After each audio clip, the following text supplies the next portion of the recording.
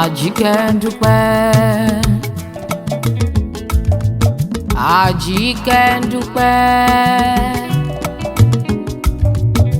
oyè amọ́rí o, àwọn eléyìí kò ní jáṣe mọ́, Yèyélúwà, Yèyélúwà, kẹ̀rẹ̀kẹ̀rẹ̀ oyè kan ẹ o,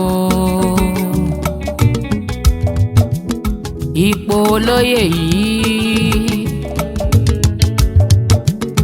Oyin kan ẹ o, oyin kan ẹ o, àánú lórí gbà o, oore ọ̀fẹ́ lórí gbà o. Àsìkò tó joyè yìí o, eku a máa ké bí eku, ẹyẹ a máa ké bí ẹyẹ, ọmọ ènìyàn a máa fọhùn bí ọmọ ènìyàn. Àmín àṣẹ.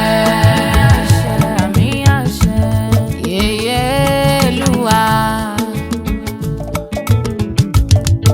Yèyélúwà, oyè amọ́rí o, eléyìí kò ní jáṣe mọ́. Yèyélúwà, eléyìí kò ní jáṣe mọ́. Ajikendupe o, tọ́ba korí akọni. Lálẹ́ gàràgà, akíkanjú obìnrin ló jẹ́, akíkanjú obìnrin ló jẹ́, abiyamọ tòótọ́, abiyamọ abọ̀já gbọ̀rọ̀gbọ̀rọ̀,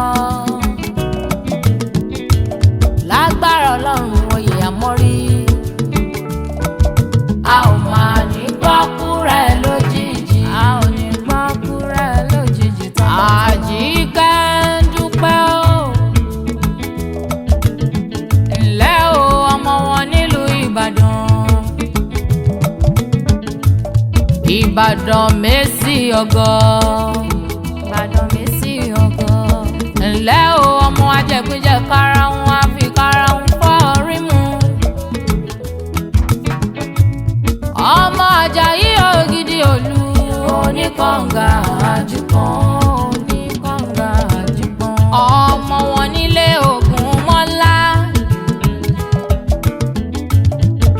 ìlú Ìbíkúnlé, alágbàlá jáyàjáyà, alágbàlá ẹlẹ́yẹlé lomi tí tẹrù tọmọ láyípo mú. Ajikendupe o, àsìkò tó jẹ èyí o, a ò ní rí kú ọmọdé, a ò ní rí kú àgbà, a ò ní rí kú ọkùnrin, a ò máa ní rí kú obìnrin, a ò ní rí kú aboyún, ikú ọ̀dọ́ di èèwọ̀. Ìlú Indiana kò ní ìbàjẹ́ o. Ajikendupe, ẹlẹ́yinjú àánú, Ajikendupe, oníwà ire, alájíkẹ́, ẹlẹ́yinjú àánú o, ẹnu ọpẹ́rẹ́ kò máa nìkan o. Yèyélúwà, Yèyélúwà o, alájíkẹ́, alájíkẹ́, Àjíkẹ́ o, onínú ìlú, aláyé ìlú, aláyé ìlú, alájíkẹ́, ẹnu ọpẹ́rẹ́ kò nìkan. CEO Ajikendupe Helping Foundation, CEO Delight Homes and Properties, CEO Delight Beauty Palace, Ajikendupe Worldwide Blogger, Yèyé Bẹ́wàjí Aláṣà Ìdẹ̀ra Kingdom,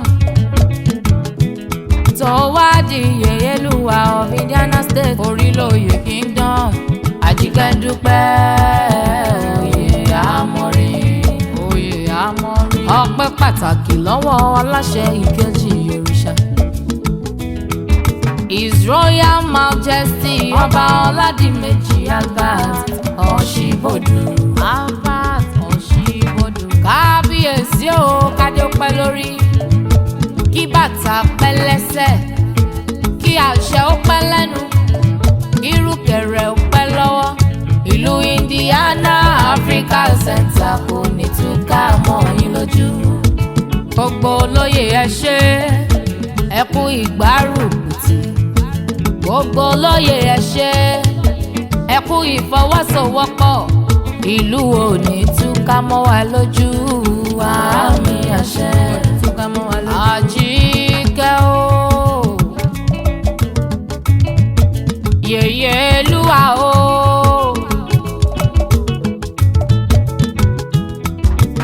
Ajikendupe USA chapter ní Lagos, Ògùn chapter, Ibadan chapter àti Ọ̀ṣun chapter, Cairo chapter, UK chapter, Abuja chapter àti gbogbo TikTok families.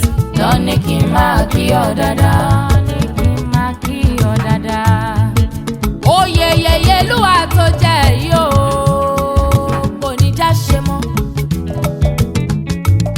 Wàá gbó wàá tọ́ Àjíkẹ́, wàá fọwọ́ páwú, wàá fèrèkì jóbi o. Ìgbà ilé rẹ̀ èlé, àwo ilé rẹ̀ èlé. Adé orí rẹ̀ kò má ní ṣíbọ̀ yèyé Àjíkẹ́ndúpẹ́. Àjíkẹ́ndúpẹ́, oyè àmọ́rí o, eléyìí kò ní já ṣe mọ́. Yèyé Olúwa.